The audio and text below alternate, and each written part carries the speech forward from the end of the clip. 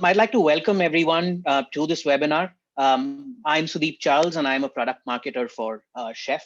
Over the next hour, we'll present key trends around productivity in the context of IT for a distributed workforce. We have a panel of experts today in Nischal, who's a product manager for Chef Desktop, and Amulya, who's a key part of our engineering team as well, right? And we'll delve deeper into the nitty gritty of Chef Desktop and some geek out time at the end of this webinar to answer those questions that you might have. So keep them ready and have them out to us as we go through the webinar. Right? So let's get to it. So let's start actually by setting some context. And this is basically what the scenario that we face right now. So there are current trends that we're seeing that these are impacting IT productivity in regards to a distributed workforce, right? So obviously the pandemic has accelerated the move to remote work for many, many organizations, right? And executive leaders have anticipated and should continue to anticipate that as organizations recover from COVID-19 and the impacts of this pandemic, working from home will continue as a normal and expected part of the work environment, right? And Gartner assumes that by 2023, more than 90% of infrastructure and operations will have most of their staff working remotely. And this is not surprising, right? Because the percentage of employees working remotely, at least for the last few months, has grown and is going to continue to grow. And this has gone from 30% initially to about 70%, 76% during the pandemic itself, right? So post the pandemic, the percentage is expected to stabilize at around 48%, right? This is a pretty steep 60% increase of people working from home, and especially including the INO teams from when you compare to the start of 2020. But that's one part of the story, right? The second is in terms of what are IT teams doing, right? So DevOps.com surveyed about 620 engineers to examine what they do to keep everything up and running like clockwork, right? So from day-to-day activities, key processes, tools and challenges that they may face. And then the survey asked for feedback on how much time is spent improving infrastructure and setting up automation for repetitive tasks. How much time is typically spent fighting fires? What does it take to keep the lights on? If you will, right? And it was very clear that most IT and DevOps folk typically spend time on infra management, deploying changes, and automating repetitive tasks. So we kind of delved a little deeper into, what are the areas that they're actually doing a lot of this in, right? 80-20 rule, is there, are there things that we can actually see in terms of doing these repetitive tasks?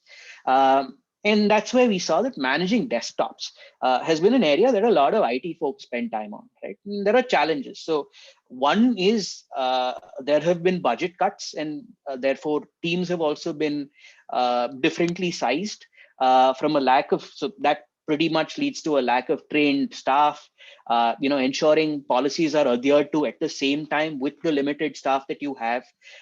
Challenges are quite a few, right? And I did not even get to compliance, auditing, reporting, or any plain visibility of the fleet or visibility of the status of the fleet that IT folk need to keep providing on a regular basis, especially when you're looking at audits or enabling these audits, right? So multiple issues, both from an IT standpoint and also what needs to be done from a repetitive standpoint.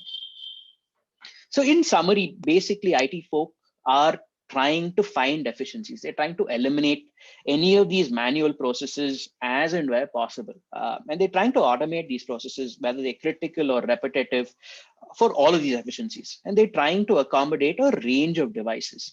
So not only the organizations have to deal with all of this, but then now you have like a bunch of different systems operating on, or different endpoints operating on different operating systems, right? So you have a bunch that are operating on Windows, there are Mac OSs, there are Linux, and managing all of these remotely in an automated fashion is going to be very complicated and also time consuming, because you have at minimum 2 different tools that are going to be used to manage at least 2 different kinds of systems on these different operating endpoints that are on these 2 different operating systems. And you can't really have a single pane of glass where you're seeing configuration status for all of these devices, right? You're always looking at multiple dashboards. You're trying to see, hey, what is an easier way to do things on, say, just Windows PCs? What is an easier way to kind of optimize stuff on Mac OS or Apple devices, right? And then, of course, try and merge visibility to get one single pane of glass. So looking for efficiencies is something that a lot of IT folk typically try and do, and more so even now. From a risk perspective, right?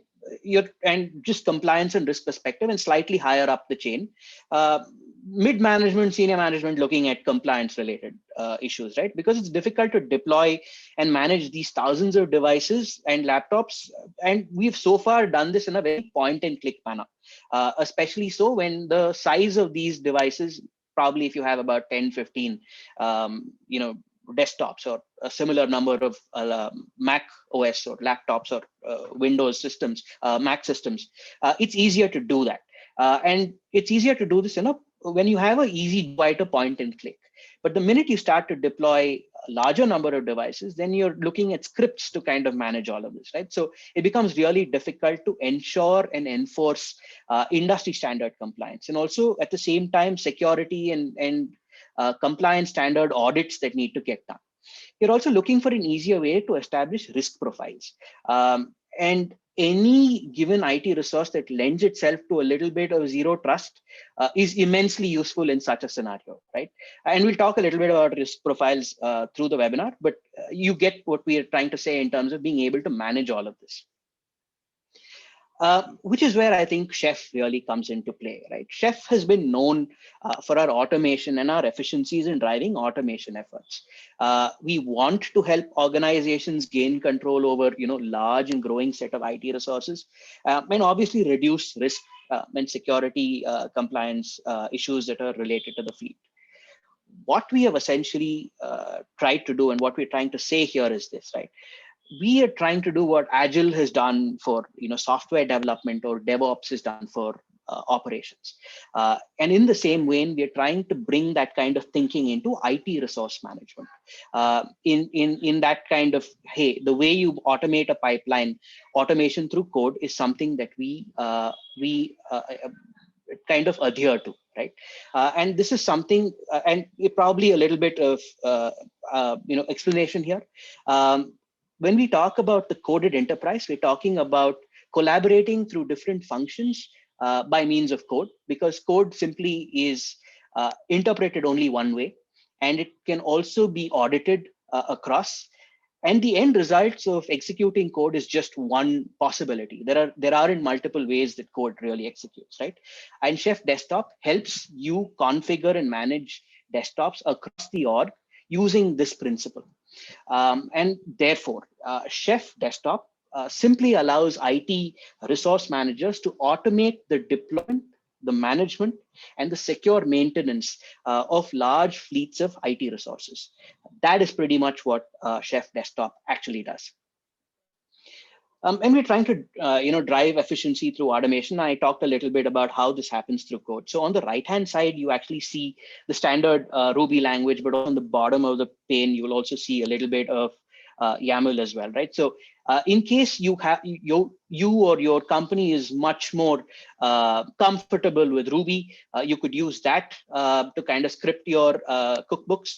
You could also use YAML to do something similar as well, right? We offer also templated content that is configured for different servers and different software, different operating systems as well. You're able to manage this company-wide, irrespective of operating systems. You're also able to detect changes in comparison to their desired state, and also make changes in those systems as well, right? So any configuration drift that happens is easily identified and potentially fixed as well. We also have extensible configuration controls. You therefore can create, different configuration profiles by specific needs. You can, create a set of images and a set of standards for your developers, for instance.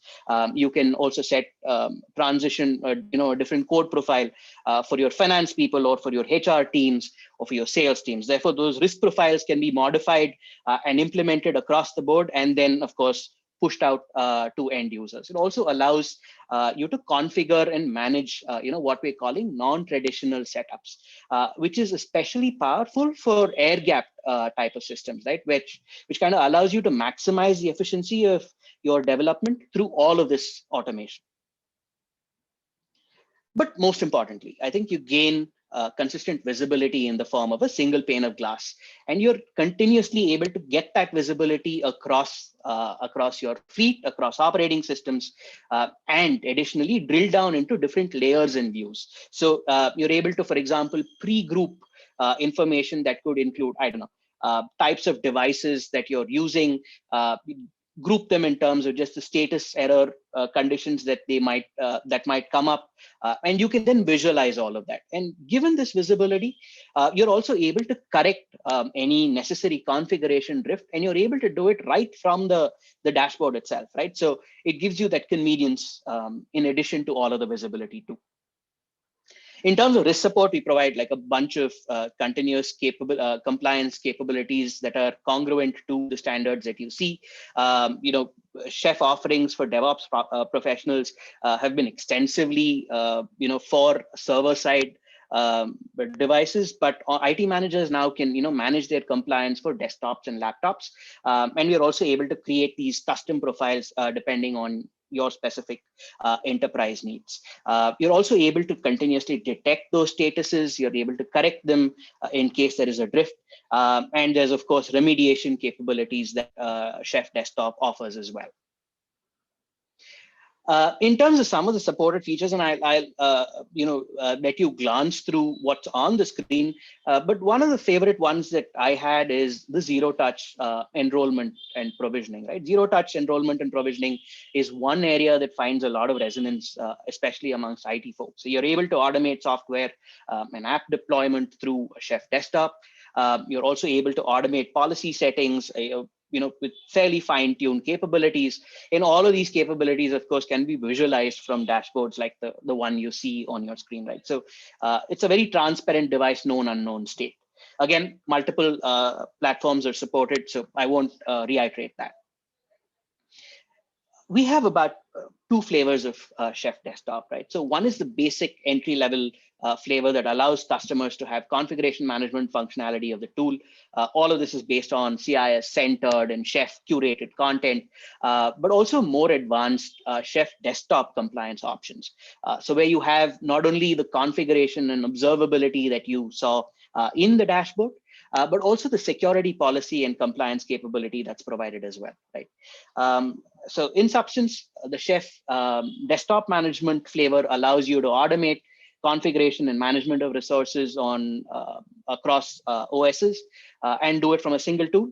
The compliance flavor, it will help you consistently enforce security and company policies that allow you to monitor and detect variations and fix those variations in your IT fleet as well, right?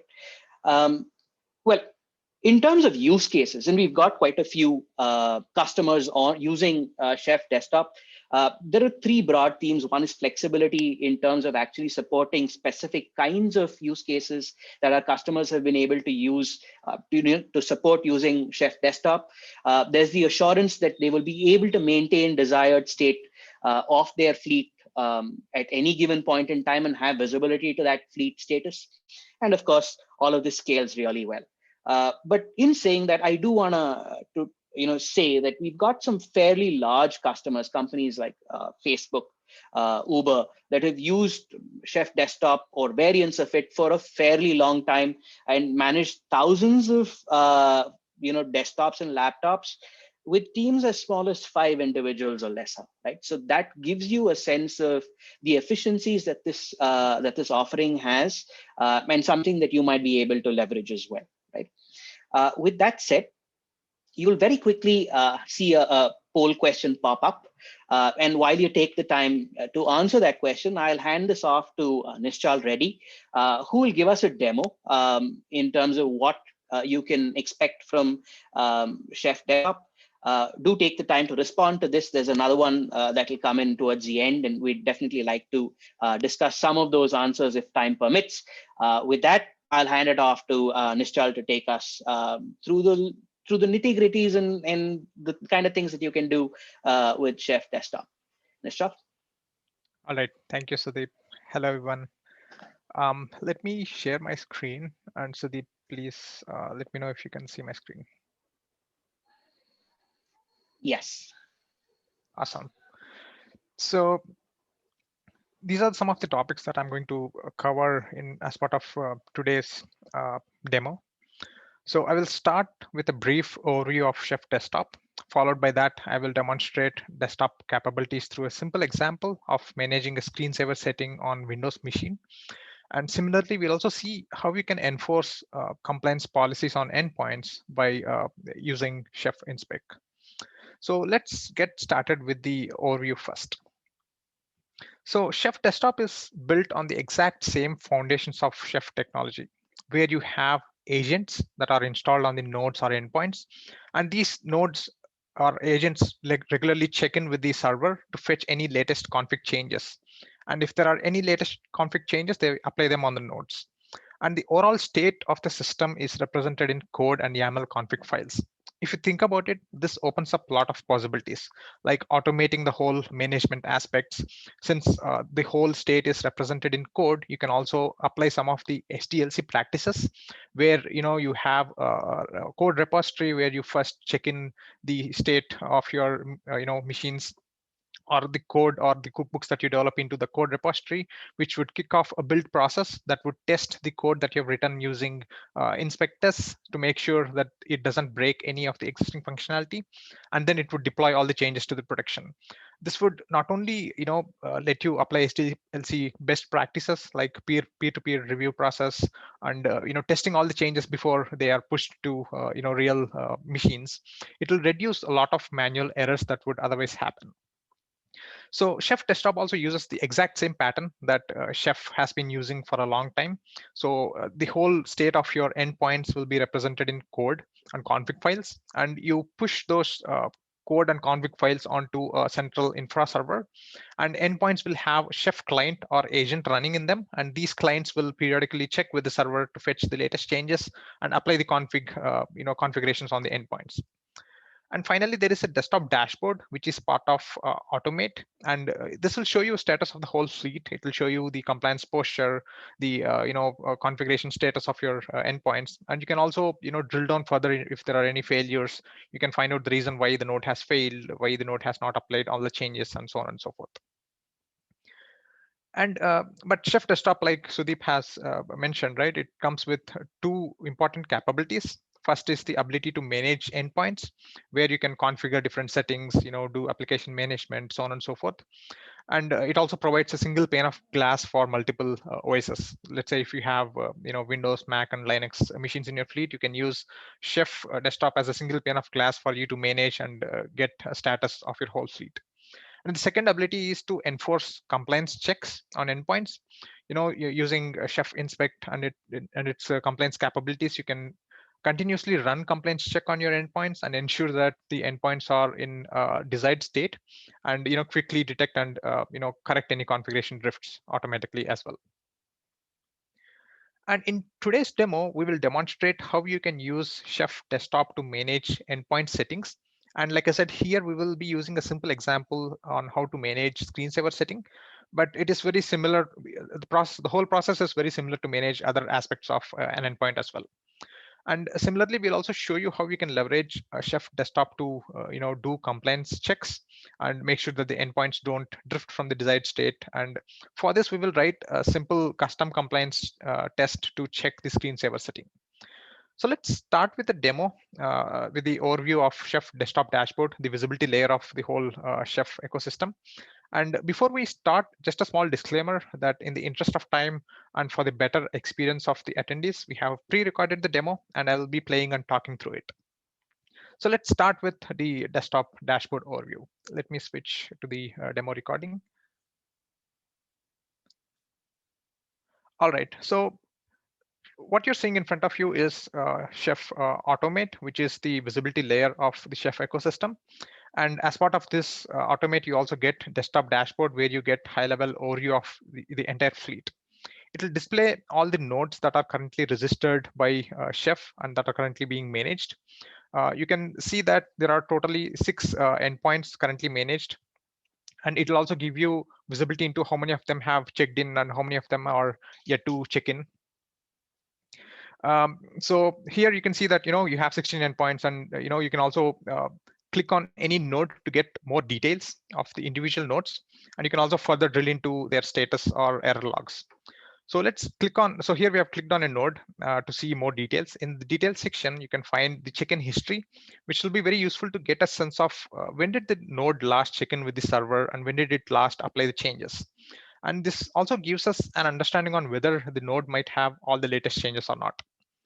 And the detail page will also contain things like host name, platform, chef client version, among other details.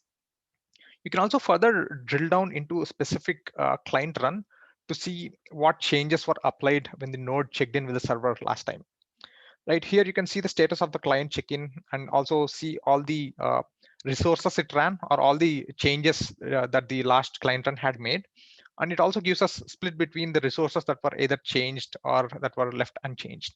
So this will be useful to understand the areas it could have potentially changed during the process of applying configurations.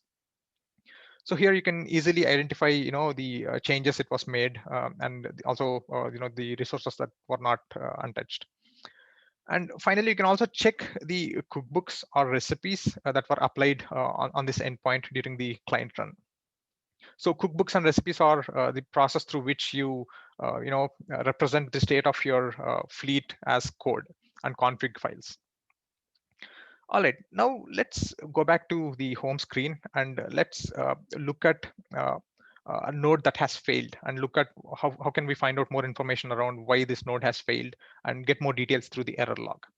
So here I have a node which has recently failed. So I click on more details to get more details around why the node was failed, right? So here you can see that the client run failed and the progress is stuck at 0%. So let's open the error log to find more details, right?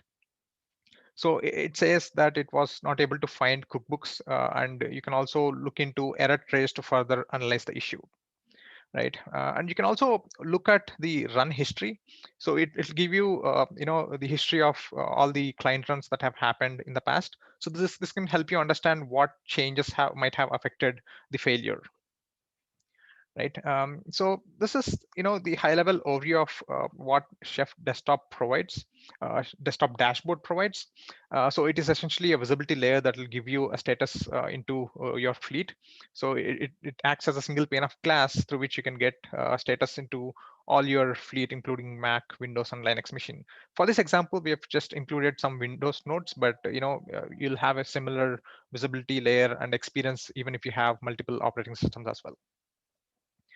So with this, here we have come to an end for the desktop dashboard overview, right? Now we have got a fair bit of understanding on what does the visibility layer of Chef Desktop looks like.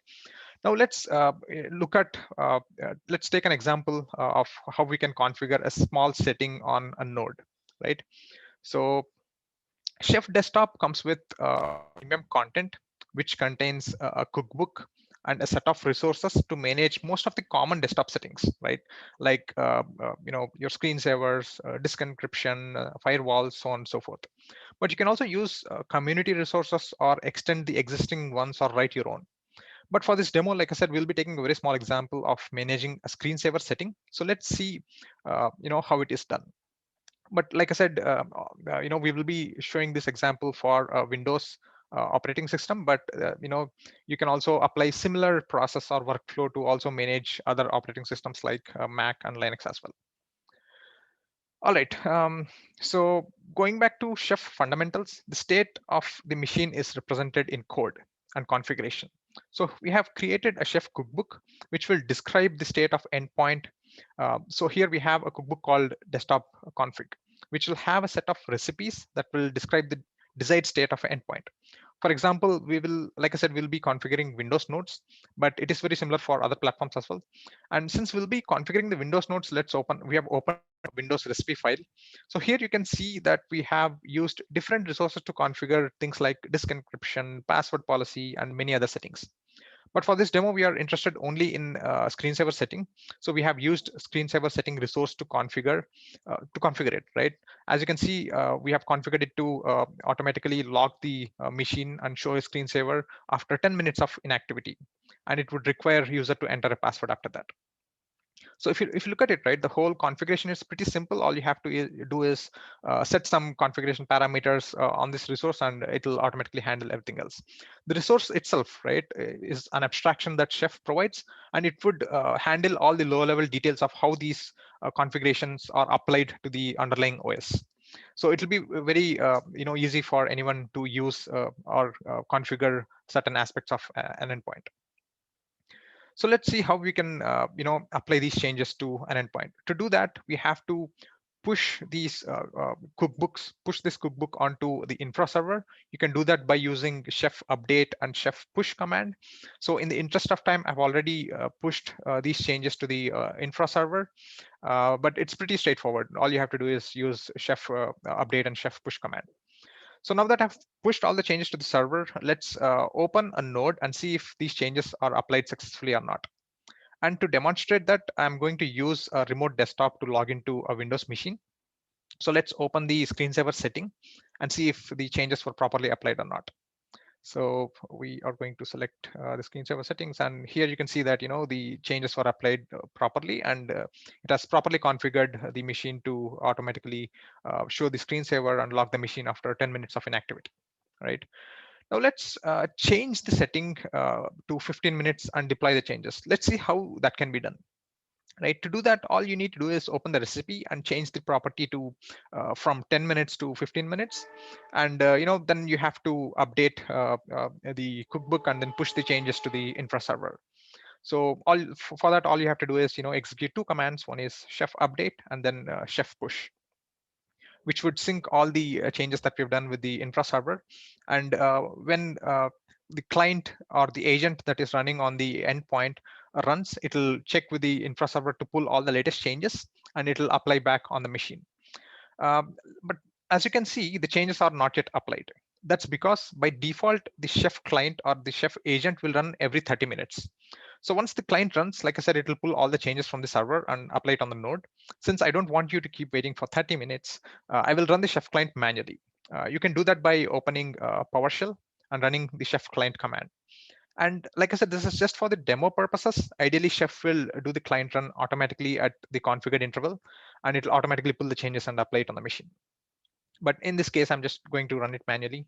So it is as simple as running the chef client command, and it will start the chef client run, which would start the process where it will check with the infra server to see if there are any latest changes that it has to apply on the nodes. It will pull down all the changes. Like you're seeing, it has started pulling down all the changes, and it has started applying the changes on this endpoint. So yeah, so now it is done. Now if open the screensaver setting, and we can verify if the changes were properly applied or not. So let's close the dialog and let's open it again. And now you can see that the time interval has changed from 10 minutes to 15 minutes, right? And we can also find the details of this client run or the changes that were applied on the dashboard as well, right? So let's switch to the dashboard and let's open the node. So here you can see that the client run happened just a few seconds ago, and we can open the client run to see exactly what has changed. So we have around 7 changes that were made. So let's see the details. So here you can see that screensaver setting is one of the settings that were changed among others. All right, so this is how you can easily manage different settings and aspects of endpoint with Chef Desktop. And like I said, Chef Desktop comes with premium content that helps you manage most of the common things. You don't have to really reinvent or write cookbooks and resources for that. We have already provided a base set of resources that you can use out of the box. But if you want something that is not already available, then you can either use something that is available in our open source community, or you can write your own by extending the ones that we have provided. And now let's see how you can use Chef Desktop to do compliance checks on endpoints. So Chef Desktop helps you do compliance checks and ensure that the endpoints are compliant and in the desired state. You can start with premium compliance profiles that comes bundled, or you can create your own profiles as well. But for this example, we'll be creating a custom compliance check to validate the screensaver setting. So let's see how it is done, right? Um, and So here, what we're going to demonstrate is we're going to show you how you can do compliance checks to ensure that the screensaver setting is in the desired state of all the fleet, right? And to demonstrate that, we wrote a custom profile to check screensaver setting. So let's open that custom profile. So if you look closely here, all we are doing here is fetching a specific registry entry, which is related to the screensaver setting, and comparing it with the value that we are expecting, right? We are expecting the screensaver setting to be 10. If the screensaver setting is anything apart from 10, then this compliance check is going to fail, and our whole the node is going to go out of compliant state, right? And we can go back to our desktop dashboard and look at the compliance posture of the fleet to get an understanding on which nodes have failed and what are the reasons behind the failure, right? Um, so during the compliance run, if it, like I said, if it finds a different value, it fails, and the node goes out of compliance state, right? So if you remember, we have changed the screensaver setting from 10 minutes to 15 minutes. So now if you run this compliance check on endpoints, it is going to fail. So let's see, let's try to deploy this compliance profile on endpoints, and let's see what happens when the compliance check happens. And so in the interest of time, I've already deployed these compliance profiles onto the infra server, and the endpoints have already applied these compliance checks. So now let's switch to the compliance dashboard to see the compliance posture of our endpoints, right? So as you can see, one of the nodes have actually failed and it is not compliant anymore. And by the way, you can also quickly check all the profiles, all the compliance profiles that are already deployed on our fleet. So like I said, I've already deployed the profile beforehand to save time. So now let's open the failed node and check the reason for failure, right? Let's go to the home dashboard for compliance and let's find the node that has failed, and let's open it. So clearly the compliance check for screensaver seem to have failed. You can expand and see more details, and it clearly says that it is expecting the value to be 10 minutes, whereas it found 15 minutes. It is represented in seconds, but you get the idea, right? Now, let's quickly go back and fix the issue by updating the setting on the endpoint and see if the compliance check passes, right? So let's change the setting back to 10 minutes and push the changes to the infra server, right? To do that, all we have to do is open the recipe, and then we change it to 10 minutes, and then you have to update your cookbook and push the changes onto the infra server, right?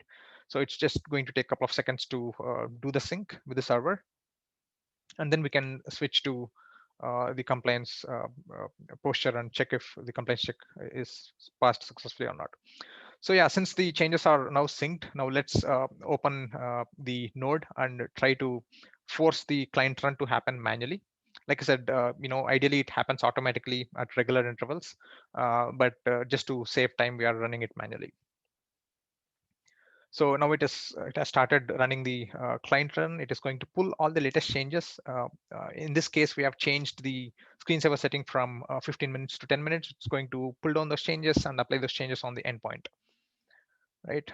So yeah, I think it has successfully applied. Now if you switch to the compliance dashboard and if you refresh it, it would have also run the compliance checks. And now you can, if you go to the compliance dashboard, yeah, so this is the node that has actually failed, and it looks like all the changes were successfully applied and all the compliance checks have passed, and we don't have any errors anymore, right? So this is how you can use Chef desktop to not only manage different settings and aspects of your fleet, but also provide compliance checks on your fleet as well, right? So you can use a single tool for a single tool chain, process, and technology to do both management as well as compliance. So with this, I'm done with my demo. I hope the demo was useful. So let's switch back to the slides. I'll just take a moment. I have some issue with my, yeah. All right. So In the demo, we have seen how you can use both. You can use Chef to both manage the different aspects of endpoint as well as do compliance checks. But though I have not explicitly covered this aspect, you can also do automatic remediation when some compliance check fails. So now you have a single process and tool chain for you to manage different platforms, Mac, Linux, and Windows, and also do compliance checks to make sure that they are in desired state and bring them back to a desired state if there is a drift, right? And do everything automatically through automation. And although this is not mandatory, but you can also adopt SDLC process around endpoint management to further automate all the manual tasks. So with Chef, we have seen our customers set up CI/CD pipelines, and instead of directly pushing the changes to infra server like what we have done, you would usually push these changes to a centralized code repository.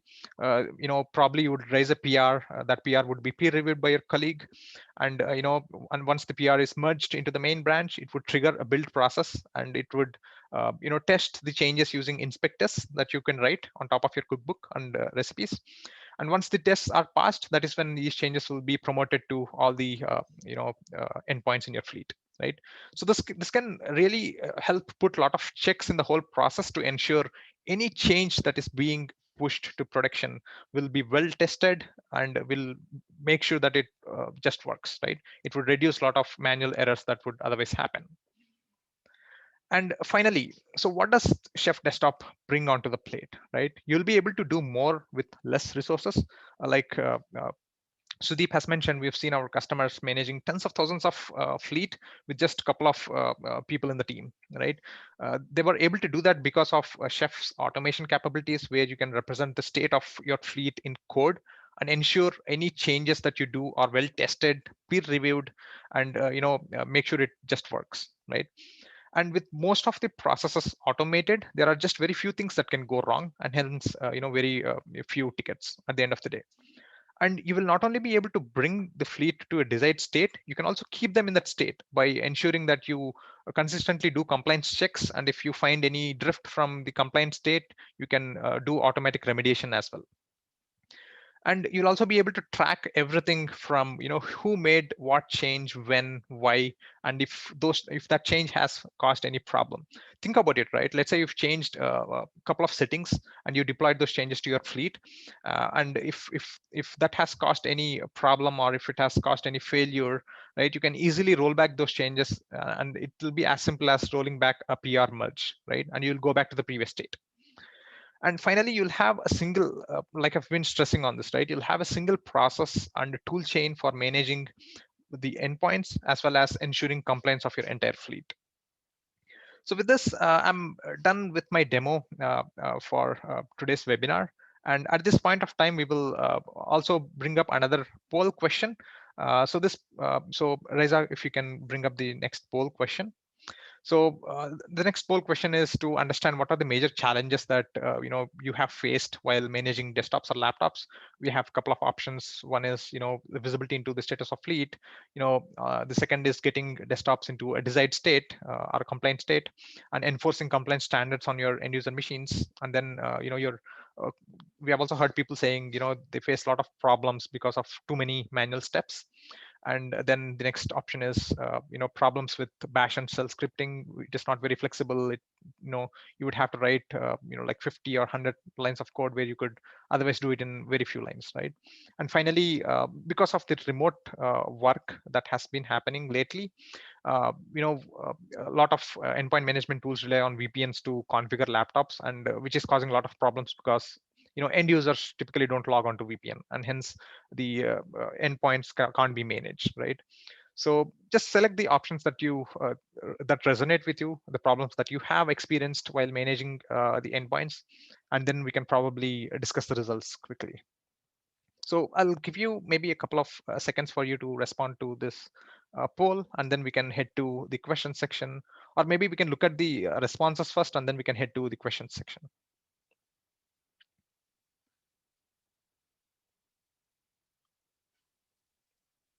So just take a couple of seconds to respond, and then we can head to the results, and then eventually to take up any questions you have.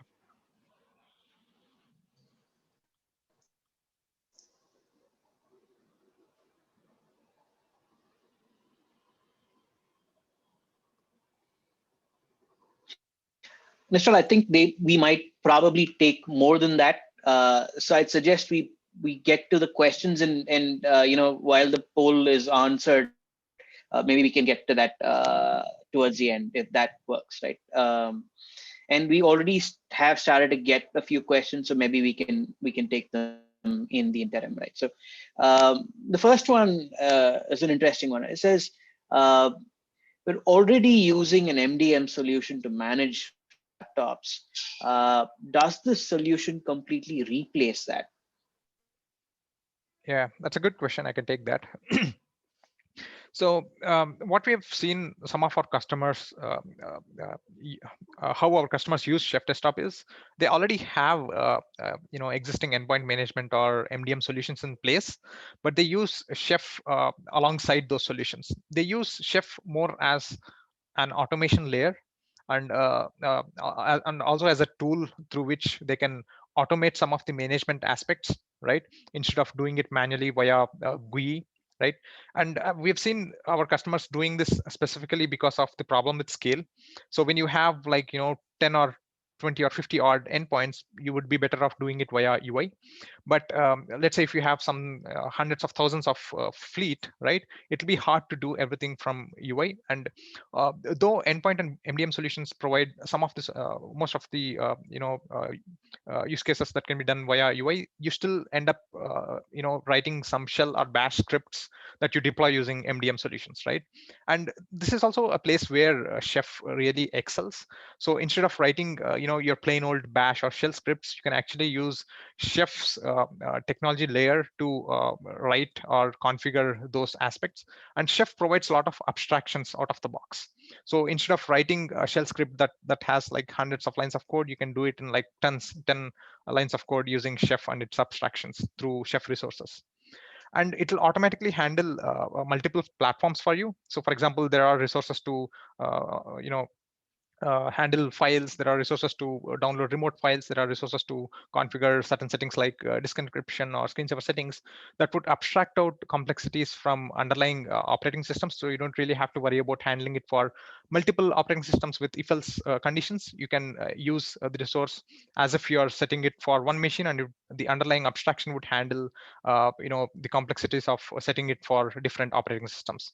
So in a gist, right, what we've seen is our customers use Chef alongside existing MDM and endpoint solutions as an automation layer and as a substitution to shell scripting and bash scripting that they would otherwise have to do with MDMs. So they use MDMs and endpoints for what they're good at, and then they use Chef for the automation and also compliance aspects as well.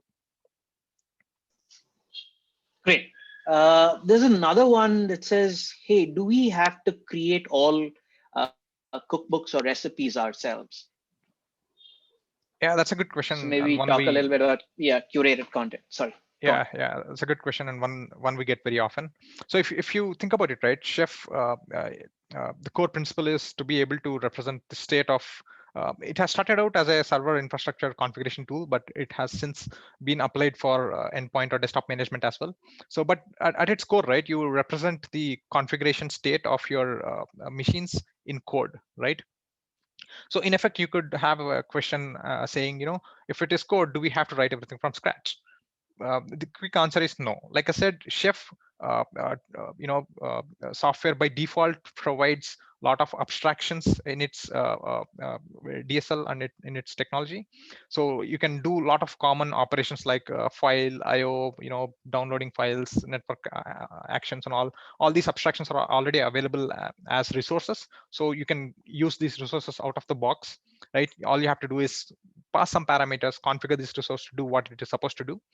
And apart from this, we have also provided a curated content. It is essentially a cookbook with bunch of resources and recipes that can help you do most of the common configuration aspects for your endpoints. So you can just pick this curated content and get up started faster. You don't have to write a lot of things from scratch. But even if there is something that is not available in this curated content, it's pretty easy to use Chef's abstractions to do what you want it to do, right? And even if there aren't any resources available out of the box in Chef that you can use, we have a huge community that has written a lot of open source resources and cookbooks that you can leverage, or you can write your own. It's not too hard.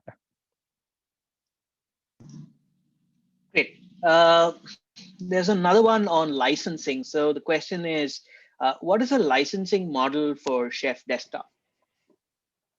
So licensing model for Chef Desktop is pretty straightforward. It is per node license. If you need more details into how much does it cost per node, if you have any licensing model for scale, right? You can reach out to us. We can get on a call and we can discuss that. But on the just as it's per node based licensing model, and we have two flavors.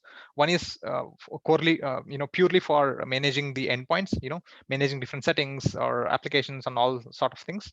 And the second flavor is compliance, right? Through which you can not only it comes with both management and as well as compliance aspects. So you can use compliance for if you have a use case where you want to do both management and compliance, we would typically recommend you to choose the compliance SKU. There's a slight difference between how much manage and compliance flavors differ in cost. But like I said, if you want to learn more about the actual pricing, you can hop on a call with us and we can help you with that. Awesome. There's another one that's asking about compliance, right? Is compliance part of Chef Desktop, or should we purchase this separately? Yeah, I think part of that answer, it is already answered in the previous question, which is, we have two flavors. One is Chef Desktop Manage and Chef Desktop Compliance. So if you choose the compliance flavor or compliance SKU, then you would get both compliance and management capabilities bundled into one single offering, right? So yeah, it is part of Chef Desktop. You don't have to purchase it separately. Great. And the last one talks about VPNs, right? So do we need a VPN to make changes to our endpoints? Does Chef Desktop do some of that?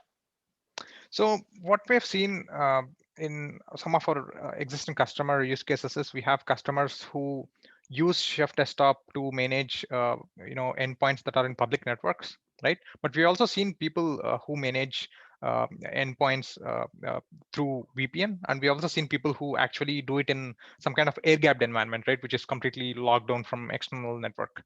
So it really depends on your use case.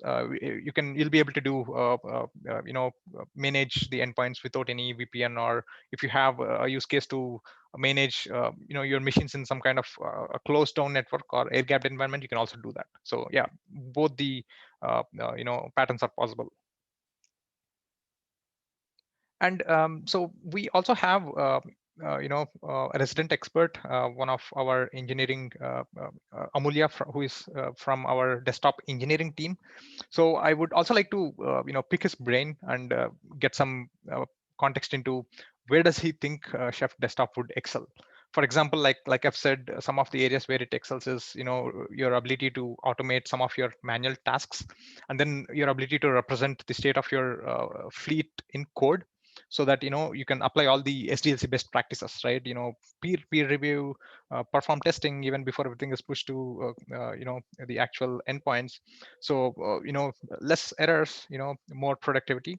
But I also want to quickly pick his brain and see if he has anything to add on top of this. So Amulya, do you have anything to add here? Yeah, hi. So, so I think like most of the capabilities are covered. Like you covered most of them, but yeah, there is like certain, in EM solutions or MDM solutions, there is no drift management. At least the protocol Right. at the protocol level, there is no such thing. So Chef accounts for that, and it will remediate all of that. And then you have to go around hoops in like if there is you're using a EMM or MDM solution, they do it, but like that's like it becomes complicated to cater for that. And the biggest the value proposition of Chef Desktop is that infrastructure as code has like way too many benefits that you can in your in the development cycle, right? So if you like talk to any IT department guys, you'll see that they use Jam, for they use any EMM MDM solution, they have a test machine or their own machine. They have to test all the changes. This is like that becomes a lengthy process and error prone process. So that's definitely you can you can have a pipeline and test all your changes in that, and it's simple boolean yes or no that it's ready to deploy or not. So that is, I think, the biggest benefit that you can get out of it. And very few people, like a very small team, a small CPE team, client platform engineering team, can scale to like thousands of nodes. So that scalability is really something that Chef Desktop offers. Yeah. Yeah, that's it. Those are really good points, Amulya, and I would like to double click on the drift management aspect. So, Yeah. Chef at its core provides automatic, config management or drift management capabilities. So where, let's say you've set some settings to your fleet or server nodes, right? And for some reason, those settings have changed, right? Maybe because someone went there and changed them manually, or because of some system error, the settings have been corrupted. Then Chef can automatically bring that back to the desired state. So every time Chef client run happens, it will check to see if the system state is in the desired state. If not, it will try to apply the settings or the cookbooks again on the endpoint and bring it endpoint or node and bring it back to the desired state, right? Whereas MDM protocol as a whole, right, really doesn't say what should happen if the endpoint state changes, right? It's mostly fire and forget. Different tools and products handle it differently, but there is no common way of doing it. Most of them leave it up to the users to handle it, right? So users have to monitor if there are any machines in the fleet that are have changed from desired state, and they have to go and manually apply it or do a screen sharing session to fix it, right? So it's just not really best use of IT admin's time, right? Instead, if we can automate all that aspects, right, it will save a lot of time and would reduce a lot of manual error and also risks from non-compliance. So yeah.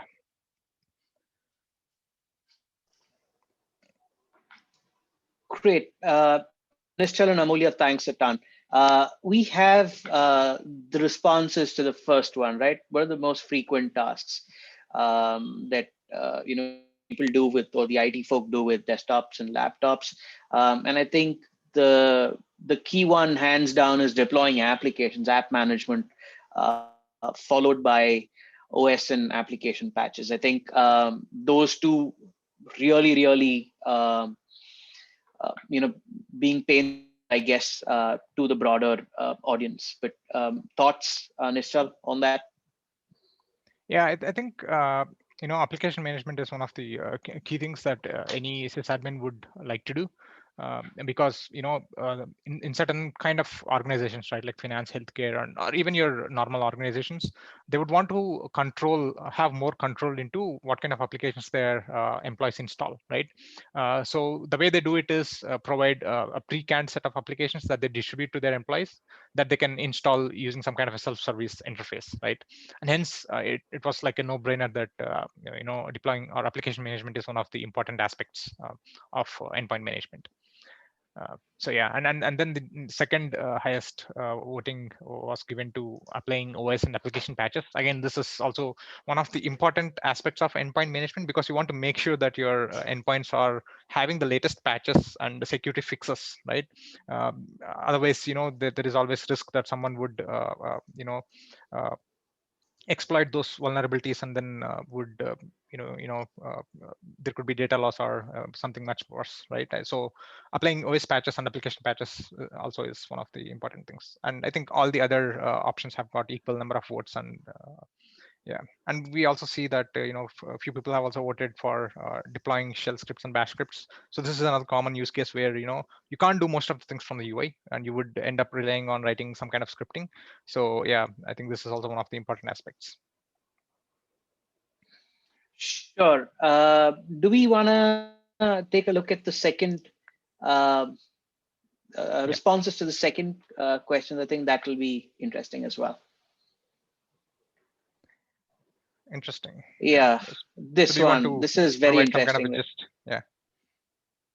Yeah, so I think broadly, the two ones are getting desktops and laptops into desired states, and way too many manual processes and trying to automate that. I think those are the really big ones. I think again, scripting, fleet status, visibility into that being the second. But I think broadly, the pain being felt in terms of just looking at automating manual processes, and especially looking at desired state of desktops and laptops and making those changes. I think, and I guess desktop does appeal to both those pain points and challenges. Yeah, just trying to add to Nishal, what your thoughts? yeah, just trying to add to what you just said, right? I think if you look at the existing traditional solutions like unified endpoint management or MDM solutions, right? We have to give it to them. They are good at what they do, right? But they do have some shortcomings, which is their ability to ensure the state of the machines is not drifted, right? And also, what happens if the state changes from a desired state to something else, right? How do we get it back? This is the area where, like I said, MDM as a protocol really doesn't have a great opinion on how this should be solved, and this is the exact place where Chef as a whole shines, right? The Chef has built purpose built for this problem to ensure that the state of the nodes stays in the state that we desire it to be, right? And it doesn't drift from that state. And the second is automating manual process. If you look at the whole Chef's value proposition is to help automate the whole config management process, right? If you rewind 10 years back, a decade back, right? People were actually manually configuring all these servers, right? They would log on to SSH into that server or log into that server, and then they would set some kind of settings and install some kind of software and stuff, right? And Chef has really tried to automate all of that, right? So Chef was built for as a configuration management tool for servers, and it was a natural extension for us to apply similar principles to endpoint management as well. And it really shines in this aspect as well, where it can really automate much of the configuration aspects. Like you really don't have to if you look at traditional solutions, right? The state of your fleet is actually riddled inside different menus, options, and different checkboxes, right? How do you get a sense of what is the state of your machine, and how do you go about fixing it, right? You can't go back to finding the right option in the menu if something breaks, right? You should have much more optimized process around it. So that is where Chef really shines. It can help automate some of those tasks and also bring a proper process around this whole endpoint management discipline, right? So yeah. Absolutely. And in addition to that, I think one other point was also in terms of our dashboarding, right? So you're also able to see them on pre-configured. You can create or group information depending on what's important to you, and then kind of remediate it from the dashboard itself. I think that's something that a lot of our users have ended up saying is very useful. But I realize we are up on time. So I'll, thanks, Nishal. Thank you, Amulya. And let me hand it back to Riza if you have any closing comments. Yes, thank you, Sudeep. Thanks, Nishal. It was very informative. Thank you, everybody. We hope you found value in all the information that was presented today. And if you like what you saw today, we encourage you to share the presentation with your teammates and professional network. The on demand version will be available by tomorrow or day after, and we will email it to you as soon as it's ready. So you will be able to access it using the same link that you're using now. So, with that, thanks again for attending and have a wonderful rest of your day. Thank you, everybody.